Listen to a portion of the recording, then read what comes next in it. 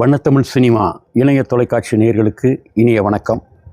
திரை விமர்சனம் நிகழ்ச்சியில் இன்று நாம் பார்க்க இருக்கின்ற படம் இயக்குனர் வெற்றிமாறன் தயாரிப்பில் வர்ஷா பரத் இயக்கியுள்ள பேட் கேர்ள் என்கிற படத்தை பற்றி பார்க்கலாம்.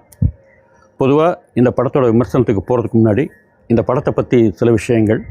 வெற்றிமாறன் மிகச்சிறந்த ஒரு இயக்குனர். அவர் தயாரித்திருக்கக்கூடிய ஒரு படம். அவரே சொல்கிறாரு, நான் தயாரித்த கடைசி படங்கிறார். அந்த அளவுக்கு அவர் மிக கசப்பான அனுபவங்கள்லாம் அவருக்கு கிடச்சிருக்கு.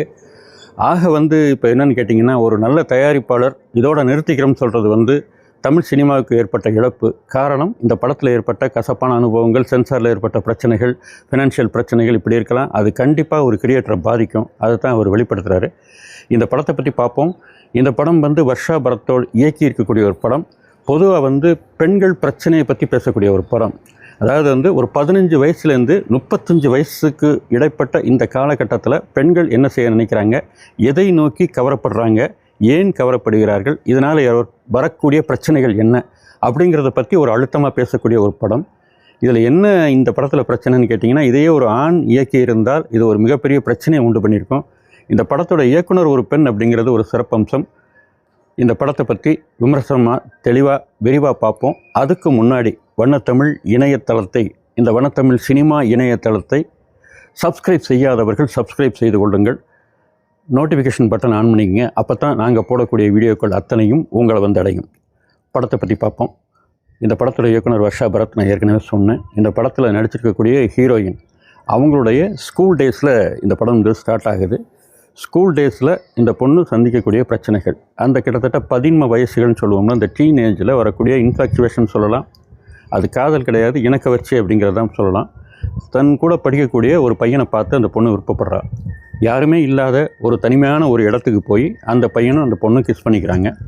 அதன் பிறகு ஒரு காலகட்டத்தில் கொஞ்சம் பீரியட் போகும்போது அந்த பையன் என்னென்னா, இந்த பொண்ணை பற்றி ஒரு தப்பான ஒரு வார்த்தையை சொல்லி இந்த பொண்ணெல்லாம் லவ் பண்ணக்கூடாது அப்படிங்கிற மாதிரி தன்னுடைய சக தோழன்ட்டு பேசிகிட்டு இருக்கிறத அந்த ஹீரோயின் கேட்குறா. ரொம்ப வருத்தப்படுறா. என்னடா இப்படி நடந்துக்கிறாங்க அந்த பசங்க அப்படிங்கிற மாதிரி அவளுக்கு ஒரு வருத்தம் இருக்குது. அந்த காதல் கிட்டத்தட்ட அந்த இணக்க வச்சு அதோடு அது முடிஞ்சு போகுது. அதுக்கப்புறம் அதே ஸ்கூலில் இன்னொரு வெளி ஸ்கூலில் படித்த ஒரு பையன் இவ கிளாஸில் சேர்றான். அப்போ அந்த பையன் மேலேயும் ஒரு விதமான இவளுக்கு ஒரு ஆர்வம் வருது. அந்த பையனை இவ லவ் பண்ணுறா. அந்த லவ்வும் ஓரளவுக்கு சஸ்டெயின் ஆகி போகுது. இதுக்கிடையில் வீட்டில் அவள் சந்திக்கக்கூடிய பிரச்சனைகள், அப்பா அம்மா கூட இருக்கக்கூடிய பிரச்சனைகள், பாட்டி கூட இருக்கக்கூடிய பிரச்சனைகள், இப்படிங்கிற மாதிரியான படம் விரிஞ்சு போகுது. இதை தாண்டி என்னன்னு கேட்டிங்கன்னா, இந்த பையன் கூட எஸ்கர்ஷன் போகும்போது ஒரு இடத்துல தனிமையான ஒரு இடத்துக்கு போகிறாங்க. அங்கே இவங்க 2 பேரும் தனியாக இருக்குங்கிற மாதிரிலாம் காட்சிகள் எல்லாம் வருது. இப்போ வீட்டில் அம்மாவை பொறுத்தல என்னென்னு கேட்டிங்கன்னா, இந்த பொண்ணை நம்ம ரொம்ப பாதுகாப்பாக வளர்க்கணும், அதன் பிறகு அவளுக்கு ஒரு நல்ல ஃப்யூச்சரை அமைச்சு கொடுக்கணுங்கிற ஒரு இன்டென்ஷன் இருக்கக்கூடிய அம்மா, வழக்கமான ஒரு அம்மா தான் அவங்க. அந்த விஷயத்தில் அம்மாட்ட இந்த பொண்ணு சில டைலாக் பேசுகிற மாதிரி இருக்குது. ஏம்மா நீ நல்லா இருக்கணும் அப்படிங்கிறக்க தான் நான் இந்த மாதிரி கண்டிஷன்ஸ்லாம் சொல்கிறேன், நீ தனிமையாக ஏறக்கூடாது அப்படிங்கிற மாதிரி அந்த மாதிரி பேசிகிட்டு இருக்காங்க. அப்போ பாட்டி கேட்குறாங்க, நீ மட்டும் என்ன ஒழுங்கா, அம்மாவை பார்த்து கேட்குறாங்க, நீ மட்டும் என்ன ஒழுங்கா, அந்த காலத்தில் நீ கலர் கலராக ஜாக்கெட்லாம் போட்டு வேலைக்கு போக ஆரம்பிச்ச உடனே நீ நம்ம சொசைட்டியை பற்றி மதிக்காமல் நீ வேலைக்கு போன, வீட்டில் இல்லாமல் அப்படிங்கிற மாதிரி அவங்க சொல்கிறாங்க. இப்போ என்னென்னு கேட்டிங்கன்னா, பெண்களுக்கு எதிரி வேறு யாரும் கிடையாது, பெண்களே அப்படிங்கிற மாதிரியான சில இடங்கள்லாம் வருது. இதெல்லாம் ஒரு 3 தலைமுறைகள், பாட்டி, மகள், தாய் அப்படிங்கிற மாதிரி ஒரு 3 தலைமுறைகளுக்கு உண்டான அந்த இடைவெளியை ரொம்ப அழகாக கவனம் செலுத்தி செதுக்கிட்டு போகிறாங்க. தவிர இந்த படம் பேட் கேர்ள்னு பேர் இருக்க தவிர என்னை பொறுத்தவரை ஒரு குட் வாட்ச் மூவி தான். படம் நல்லா இருக்குது பார்க்குறதுக்கு. ஆரம்பத்துலேருந்து எண்டு வரைக்கும் எந்த ஒரு போரும் அடிக்காமல் ரொம்ப தெளிவாக போகுது. இந்த படத்தோட கிளைமாக்ஸ் ரொம்ப அற்புதமாக இருந்தது. சொல்ல வந்த விஷயங்களை ரொம்ப கரெக்டாக, அது மாதிரி கிட்டத்தட்ட இந்த மாதிரியான படங்கள் ஜென்ரலாக டாக்குமெண்ட்ரி மாதிரி போகிறதுக்கு சில வாய்ப்புகள் இருக்குது. அப்படியெல்லாம் போகாமல் தான் என்ன சொல்ல வந்ததுன்னு நினச்சாங்களோ அந்த டைரக்டர், அதை கரெக்டாக சொல்லியிருக்காங்க. Climax excellent. இந்த படத்தில் இனி இந்த பெர்ஃபார்மன்ஸை பற்றி பார்ப்போம். இந்த படத்தோட ஹீரோயின் ரொம்ப அழகாக அந்த இனக்கவர்ச்சியாக இருக்கட்டும், அந்த சேலஞ்சிங் எக்ஸ்ப்ரெஷன்ஸாக இருக்கட்டும், இதெல்லாம் ரொம்ப பிரமாதமாக பெர்ஃபார்ம் பண்ணியிருக்காங்க. ரொம்ப அழகான நடிப்பு அவங்களது. அவங்க பண்ணுற ஒவ்வொரு விஷயங்களையும் பார்த்து எந்த பக்கத்தில் என்ன மாதிரி பண்ணால் அழகாக இருப்பாங்க அப்படிங்கிறதெல்லாம் பார்த்து அந்த சினிமாட்டோகிராஃபர் பண்ணியிருக்காரு. ஆக சினிமாட்டோகிராஃபருடைய பணியும் இங்கே ரொம்ப சிறப்பான சினிமாட்டோகிராஃபி. ஏன்னு கேட்டால் கிட்டத்தட்ட இந்த படத்துக்கு ஒரு 3 சினிமாட்டோகிராஃபர் அப்படின்னு காட்டுறாங்க. அவங்களுடைய பணியும் ரொம்ப சிறப்பாக இருந்தது.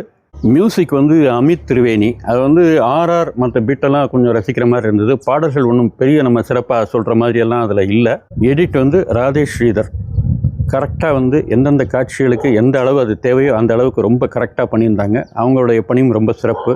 அதன் பிறகு இந்த படத்துடைய டைரக்டரை பற்றி தான் நம்ம திருப்பி பேச வேண்டியா இருக்குது. எல்லாருமே சொல்லக்கூடிய என்ன சொல்கிறது, ரொம்ப சிரமமான திரைமொழியில் கொண்டு வர்றதுக்கு ரொம்ப கஷ்டமான ஒரு சப்ஜெக்ட். அதைத்தான் வந்து ரொம்ப சிறப்பாக பண்ணியிருக்காங்க. இவங்க வந்து ஒரு பெரிய டைரக்டர்கிட்ட வேலை பார்த்துருக்காங்க அப்படிங்கிறது தெளிவாக தெரியுது. அவ்வளவு அழகாக அந்த ப்ரெசன்டேஷன்ஸ் இருக்குது, அந்த திரைமொழி இருக்குது. ஒரு மிகப்பெரிய டைரக்டராக அவங்க வரக்கூடிய வாய்ப்பு உங்களுக்கு நிறைய இருக்குது. பொதுவாக வந்து இந்த ஸ்கூலில் வந்து ஜென்ரலாக ஸ்கூல் டேஸில் வந்து நம்ம பார்க்குறோம். இப்போ வந்து இப்போ இருக்கிற காலகட்டத்தில் வந்து பையங்களை காட்டிலும் பொண்ணுங்க தான் நிறைய ஸ்கோர் பண்ணுவாங்க. அவங்க மார்க்ஸாக இருக்கட்டும், எதை எடுத்தாலும் வந்து பெண்களுடைய அவங்க புத்திசாலித்தனம்ங்கிறது இன்றைக்கி மிளிந்திருக்கிறத நம்ம பார்க்குறோம். ஆனால் வந்து கிளாஸில் வந்து அந்த கிளாஸில் வந்து அந்த டீச்சர் சொல்கிற வார்த்தைகளை ரொம்ப கவனிக்கணும். You walk like a boy, you talk like a boy, you fail like a boy அப்படிங்கிற மாதிரி ஒரு டீச்சர் வந்து சொல்கிறாங்க. இது டீச்சர்லையும் பார்த்துருப்பீங்க இந்த டயலாகை. ஆக பிரச்சனைகளுக்கு தீர்வு சொல்லாமல் பிரச்சனைகளை அதனுடைய போக்கில் இருந்து பார்த்து அதை மட்டும் பதிவு பண்ணி ரொம்ப தெளிவாக வந்து இந்த சமூகத்துக்கு காமிச்சிக்கூடிய இயக்குனருக்கு வாழ்த்துக்கள். இந்த படம் வந்து குடும்பத்தோடு போய் பார்க்கலாமா அப்படின்னா பார்க்கலாம். ஓரளவுக்கு பிரச்சனையை பேசக்கூடிய படமாக இருந்தாலும் ஓரளவுக்கு நாகரிகமாக தான் இருக்குது. ஆனால் இந்த டைரக்டர் அவங்க ஒரு இன்டர்வியூவில் சொன்ன மாதிரி வந்து இந்த படம் அம்மாவும் மகளும் பார்க்க வேண்டிய ஒரு படம். ஆக அந்த வகையில் வந்து அவங்க இயக்குனர் தெளிவாக சொல்லியிருக்காங்க. அது மாதிரி வந்து இன்றைக்கி இருக்கக்கூடிய பிரச்சனையில் ரொம்ப தெளிவாக அந்த படத்தில் பேசியிருக்காங்க. மீண்டும் இது போன்ற திரை விமர்சனத்தில் உங்களை சந்திக்கின்றேன். நன்றி, வணக்கம்.